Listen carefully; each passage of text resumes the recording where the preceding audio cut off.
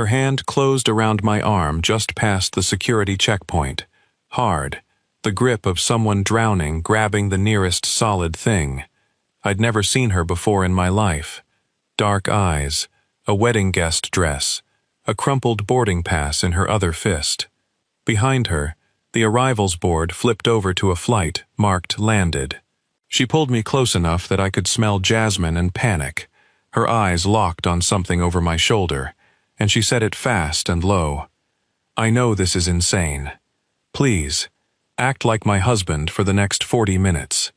My grandmother is about to come through that gate, and it's the only thing she's ever asked me for."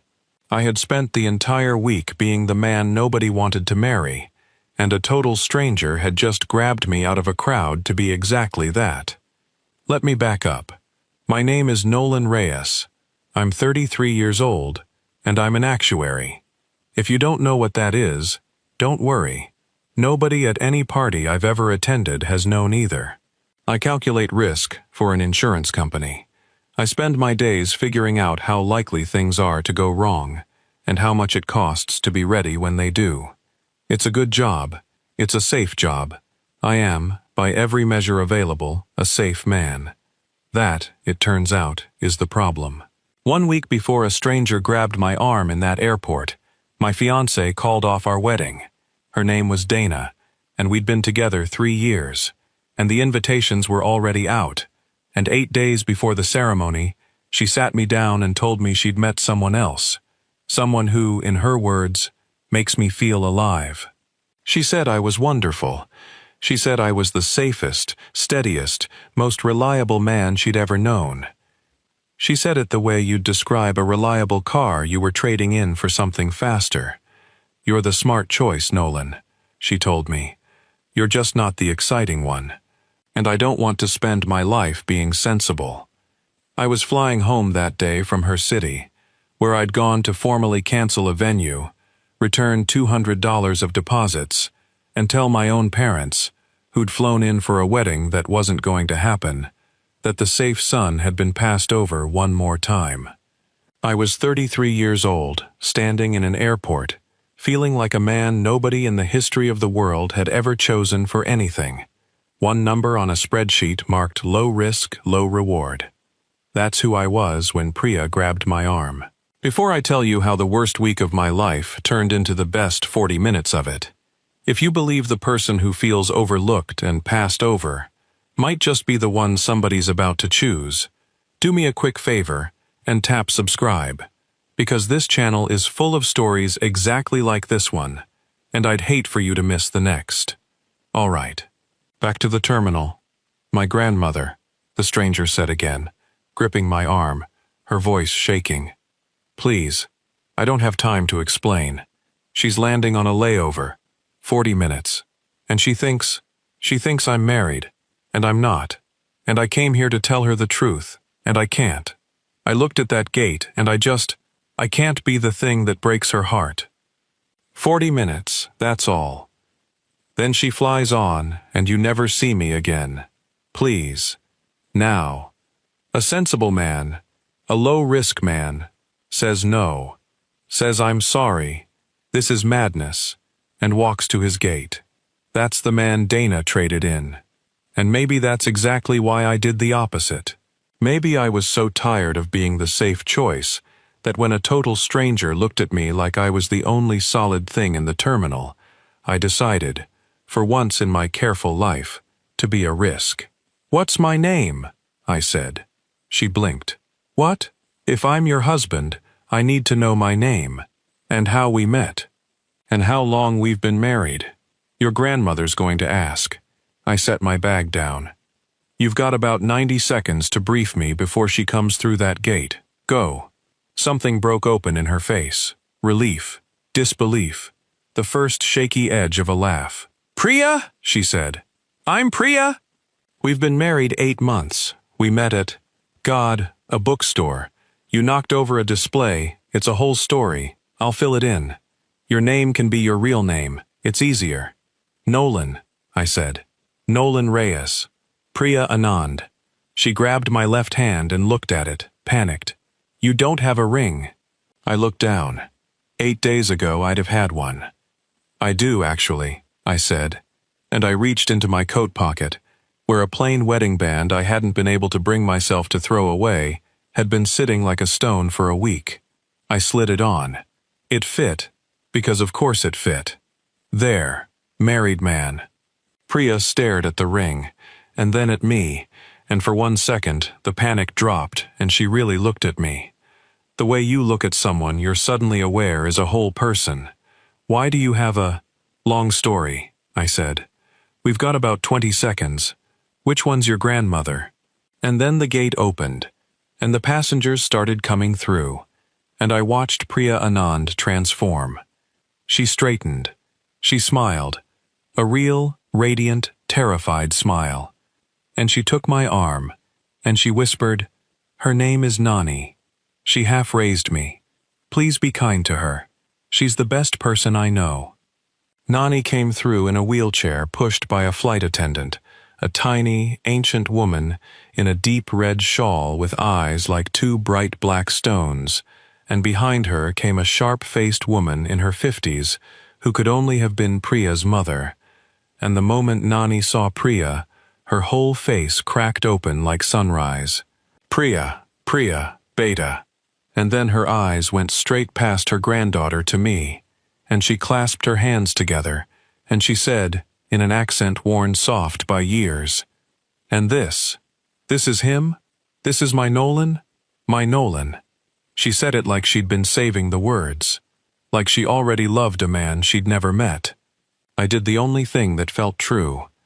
I stepped forward, and I crouched down to her level in the wheelchair, and I took her small papery hand in both of mine, and I said, "Nani, it's so good to finally meet you. Priya talks about you more than she talks about anything," which was, technically, true. She'd been talking about Nani for the last 90 seconds without pause. Nani's eyes filled instantly.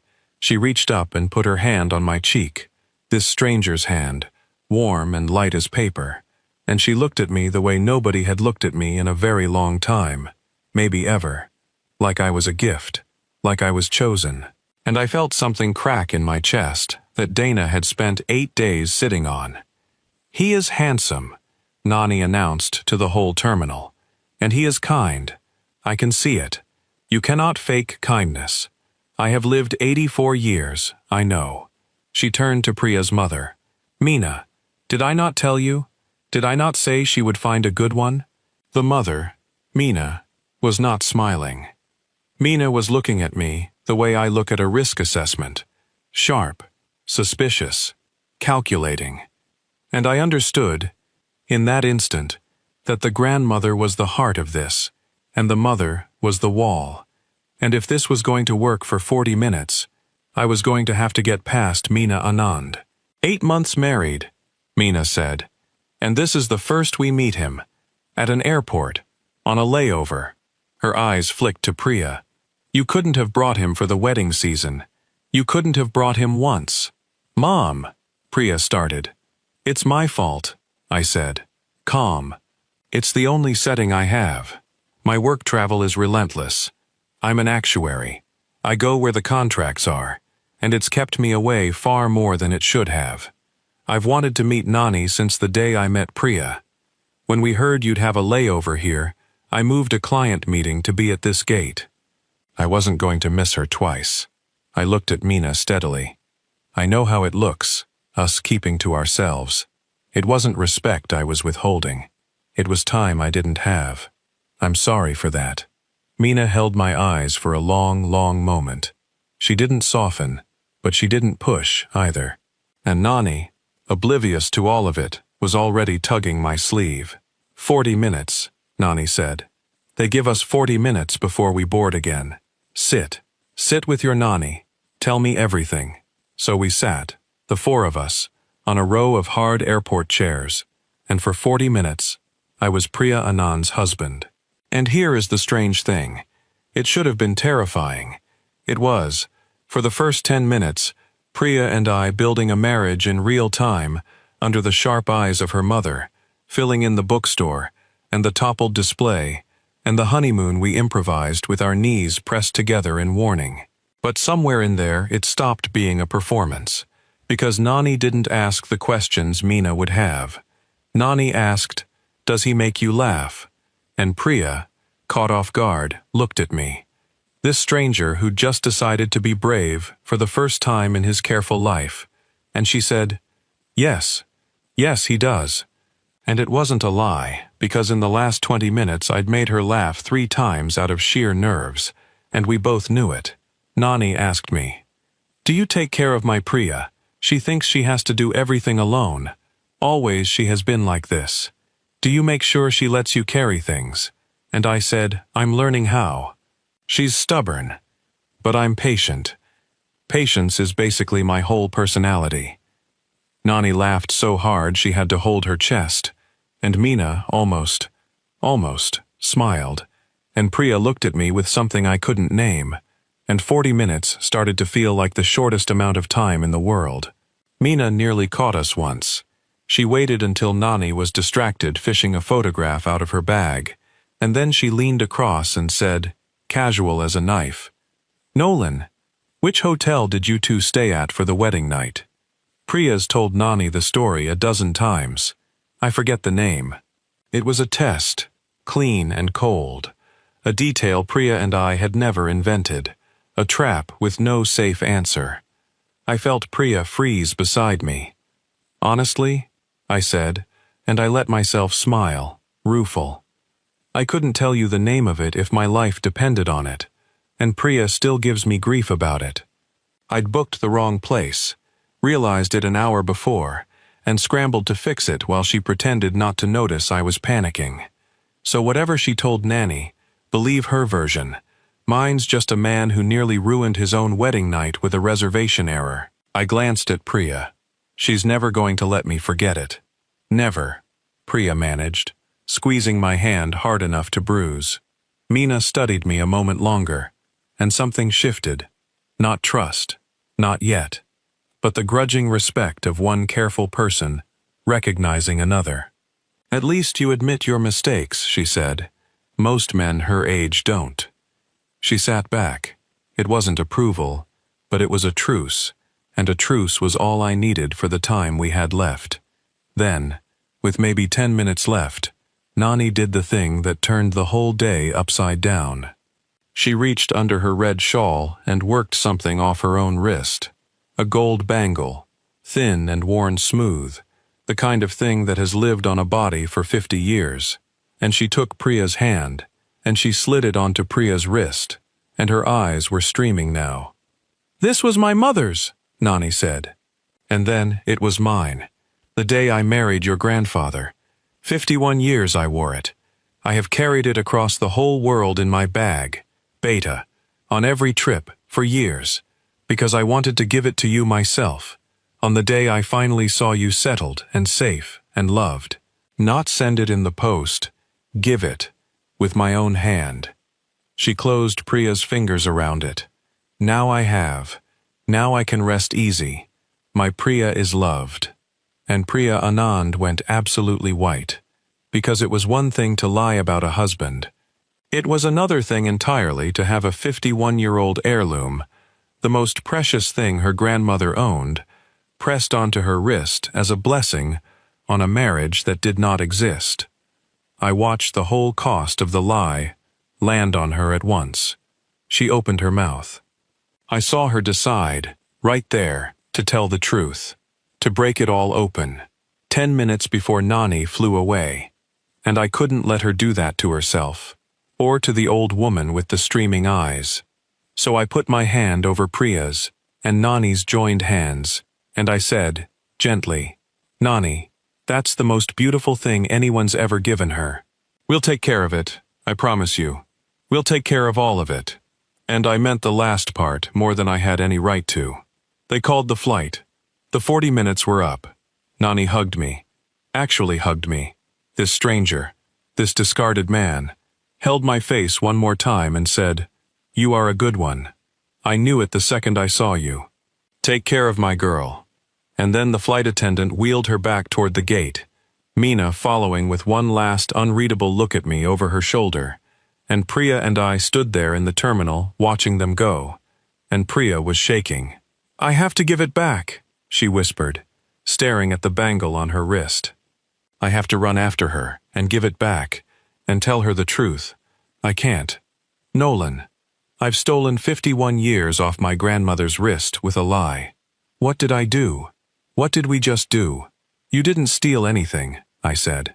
"You gave an 84-year-old woman 40 of the happiest minutes of her life.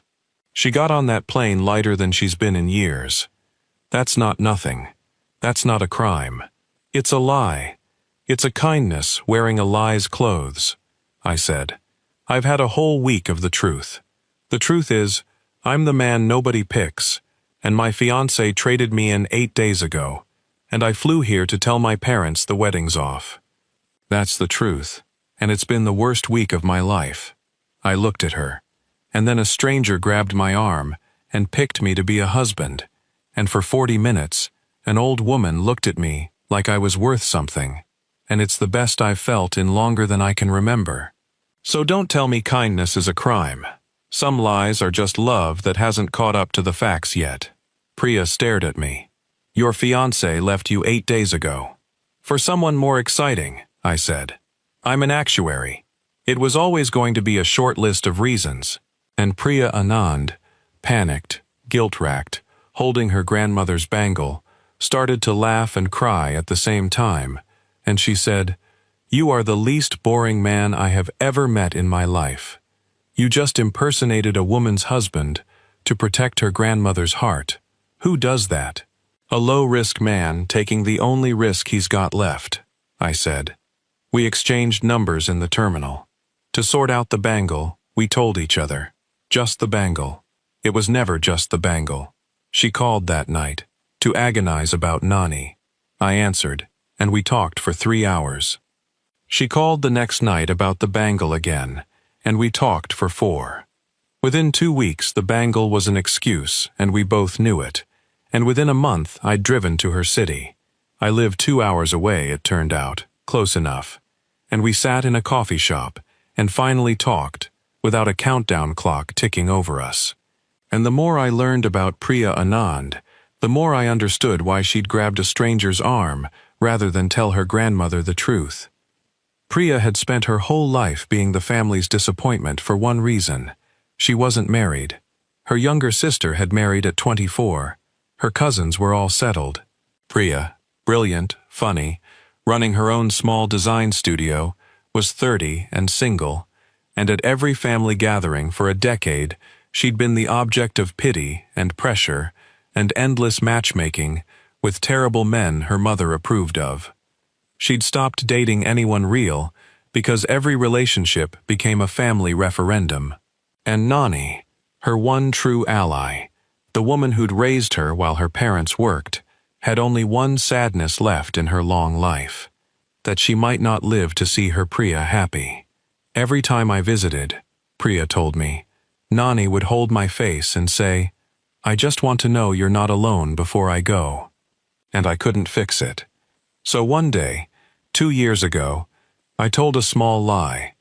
I said I'd met someone, just to see her smile, and the lie grew, because her smile was worth it, until it became a husband, until it became a wedding I said was small and private, until it became today. "You lied to your grandmother for 2 years, I said, so she could die, believing you weren't alone. I know how it sounds.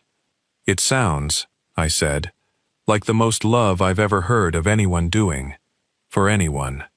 It sounds like you'd rather carry a 2-year lie than let her spend one night worried about you." I looked at her. "Priya, your family thinks you're a disappointment because you're not married. They've got it exactly backward. You're the only one at that table who loves somebody enough to build a whole fiction to protect their heart. That's not a woman nobody wants. That's a woman nobody deserves."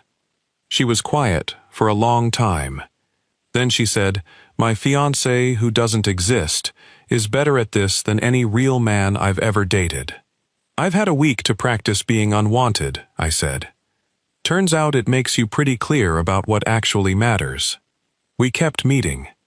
It stopped being about the bangle around the third coffee, and neither of us pretended otherwise after the fifth. One evening, about 2 months in, she took me to the bookstore, the actual one, the one we'd invented a wedding meet-cute in, because we'd decided that if we were going to keep telling Nani the story, we ought to at least have stood in the place once. We found the display we'd supposedly knocked over, and standing there in the poetry section, Priya turned to me and said, "Can I ask you something, and you promise not to give me the calm, reasonable actuary answer?" "I can try. It's my only setting." "Are we doing this because it's real?" she said. "Or because we got tangled in a lie, and we're both too kind to walk away from it? Because I've spent my whole life being everyone's obligation, Nolan. The daughter they have to marry off. The problem to solve. I can't be your obligation too. I'd rather be nothing to you than a thing you feel you have to see through." I thought about the reasonable answer. Then I didn't give it. "8 days before you grabbed my arm," I said.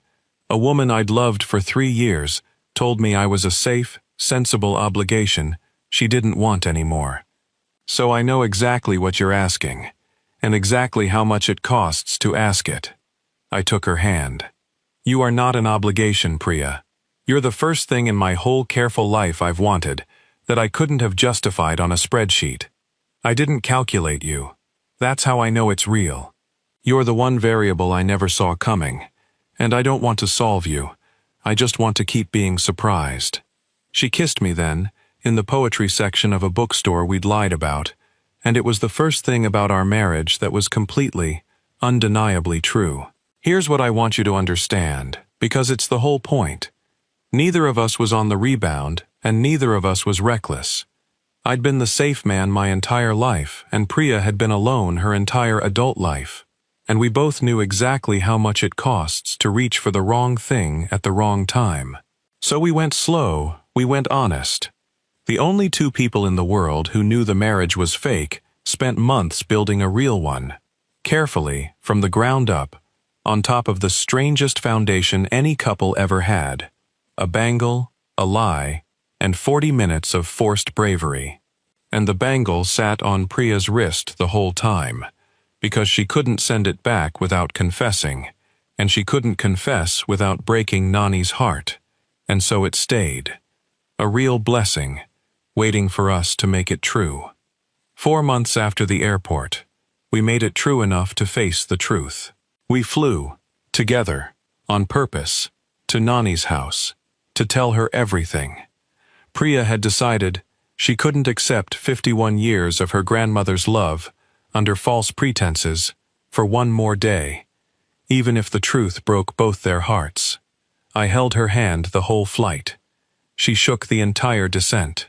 We sat down in front of Nani, and Priya took off the bangle, and she set it in her grandmother's lap, and she told her everything. The 2-year lie, the panic at the gate, the stranger she'd grabbed, all of it, sobbing, apologizing, her whole guilty heart poured out on the floor. And Nani listened to the entire thing without a word. And when Priya finished, wrecked, waiting for the heartbreak she'd been dreading for 2 years, Nani started to laugh. "Beta," she said, wiping her eyes, taking Priya's face in her hands. "You think I did not know?" Priya went still. 84 years old, Nani said. "You think I have not seen a real marriage and a frightened girl, and the difference between them. Your husband at the airport did not know your middle name. I asked him, and he looked at you like a drowning man. I knew, Beta, I knew in the first 2 minutes." She picked up the bangle. "But I watched him, this stranger you grabbed. I watched how he was with you for 40 minutes, how he covered for you, how gentle he was with an old woman he had never met, how he looked at you when you laughed. And do you know what I saw?" Her voice broke. "I saw a man who treated my Priya better, in 40 minutes of pretending, than any of the real ones treated her in years. So I gave him the bangle, not because I believed the marriage, because I believed him." She pressed it back into Priya's hands, and then she reached over and took mine, folding our hands together over the gold. "I am old. I do not have time to wait for a certificate. I know what I saw. Now go and make an old woman's lie come true, the two of you, before I actually do run out of time. That is the only thing I ask. I married Priya Anand a little over a year after she grabbed my arm in an airport. Nani was there. Of course she was, front row, in the red shawl. Meena walked her mother down the aisle, and somewhere in the last year, Meena had decided that a man who'd protect her mother's heart for 40 minutes, with nothing to gain, was worth more than all the suitable men she'd pushed at her daughter for a decade, and she cried harder than anyone. Priya wore the bangle. 52 years old, that bangle, by then. Given to a fake marriage, worn into a real one. I think about that terminal all the time. About the week I'd had, the man I thought I was, the safe bet, the low-risk, low-reward line on a spreadsheet, the one who gets traded in for something more exciting. Dana looked at me for 3 years and saw a man who wasn't worth choosing. An 84-year-old woman looked at me for 40 minutes and saw a husband. Here's the thing I finally understand. The thing my whole careful, overlooked, passed-over life never taught me, until a stranger grabbed my arm. The people who dismiss the safe ones, the steady ones, the ones who show up and stay and carry things without being asked. They're not seeing clearly. They're just dazzled by motion. Nani wasn't dazzled by anything. She'd lived 84 years and buried the love of her life, and she could read a person down to the bone in the time it takes a flight to board. And she took one look at the man nobody wanted, and she gave him the most precious thing she owned. Priya grabbed the nearest stranger in a crowded terminal because she was desperate, and she thought she'd grabbed a warm body to fill a role for 40 minutes. What she actually did was reach into a crowd and pick the one man in it who'd spent his whole life waiting, without much hope, to finally be chosen. 40 minutes. That's all she asked for. It was the first time in my life anybody picked me first, and it turned out to be the only time I'll ever need. If someone has ever chosen you, really chosen you, at the exact moment you decided you were unpickable, unlovable, the safe bet nobody gets excited about, I want to hear about it, because I don't think those moments are ever really an accident. Tell me your story down in the comments, and tell me where in the world you're watching from tonight. I read every single one, and it amazes me how far these stories travel. Somebody wrote in last week from an airport, waiting on a delayed flight, and I hope with everything in me that whoever they were waiting for was worth it. And be honest with me before you go. If a total stranger had grabbed your arm and begged you to be their husband, their wife, for just 40 minutes, would you have taken the risk like I did? Or would you have said you were sorry and walked to your gate and never known what you missed? There's no wrong answer. There's only the one you'd have to live with. If this story moved you even a little, do me one small kindness. Tap that like button so it finds the next person who needs it. Hit subscribe and turn on the notification bell, because I'm here every single week with a brand new story about the kind of love that grabs you by the arm when you've stopped believing anyone ever will. Safe travels. I'm glad you're here.